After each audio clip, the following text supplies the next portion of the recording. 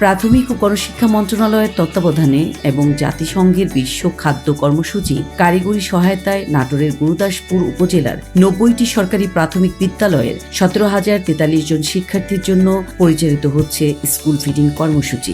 এই কর্মসূচির আওতায় প্রতিদিন শিক্ষার্থীদের পুষ্টি সমৃদ্ধ খাবার সরবরাহ করা হচ্ছে, যা শিশুদের দৈনিক ক্যালোরি ও প্রয়োজনীয় পুষ্টি উপাদানের ঘাটতি পূরণে গুরুত্বপূর্ণ ভূমিকা রাখছে। আমারে ডিম, পাউরুটি, দুধ, কোলা, বিস্কুট এগুলো খেতে আমরা ভালোবাসি।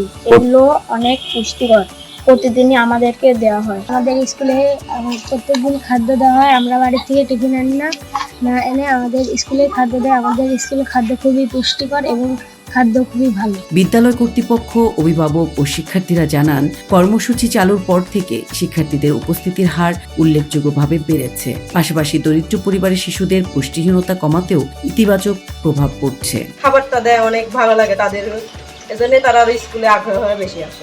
অনেক বাচ্চারা খেয়ে আসতো না, এখন তারা স্কুলে এসে খাচ্ছে, খাবার পাচ্ছে। যারা দরিদ্র পরিবারের সুবিধা বঞ্চিত শিক্ষার্থীরা, তারা এই স্কুল ফিডিং পেয়ে তাদের খুশি এবং তারা বিদ্যালয়ের প্রতি আগ্রহী হয়েছে। খাওয়ার মান অত্যাধিক ভালো, এমনকি এই খাবার দেওয়ার কারণে অনেক বাচ্চারা যারা স্কুল থেকে বইমুখ হয়ে গেছিল তারা আবার আসা শুরু করছে নতুন করে। খাবারের জন্য বাচ্চারাও স্কুলে আসতে আগ্রহী, ছাত্রছাত্রীর সংখ্যা অনেক বেড়ে গেছে।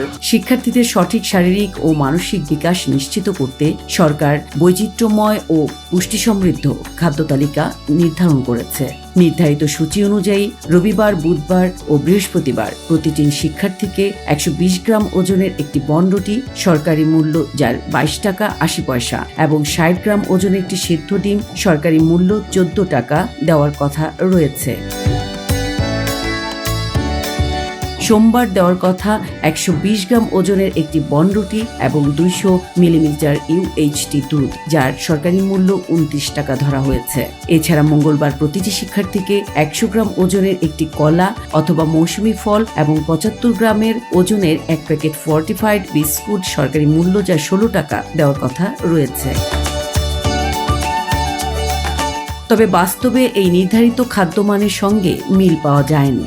অনেক ক্ষেত্রে ডিমের আকার তুলনামূলক ছোট, কলার ওজনও নির্ধারিত মানের চেয়ে কম এবং বনরুটির মান নিয়েও অভিযোগ রয়েছে। এছাড়া কোনো দিন নির্ধারিত সময়ে বিদ্যালয়ে খাবার পৌঁছায় না বলেও অভিযোগ করেন শিক্ষক, অভিভাবক ও শিক্ষার্থীরা।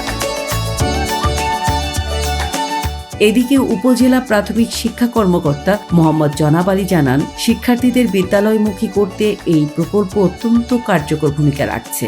বর্তমানে অনেক বিদ্যালয়ে বরাদ্দের তুলনায় শিক্ষার্থীর উপস্থিতি বেশি হচ্ছে। চালু হওয়ার শুরু থেকে আমরা আমাদের সুফল পেতে শুরু করেছি।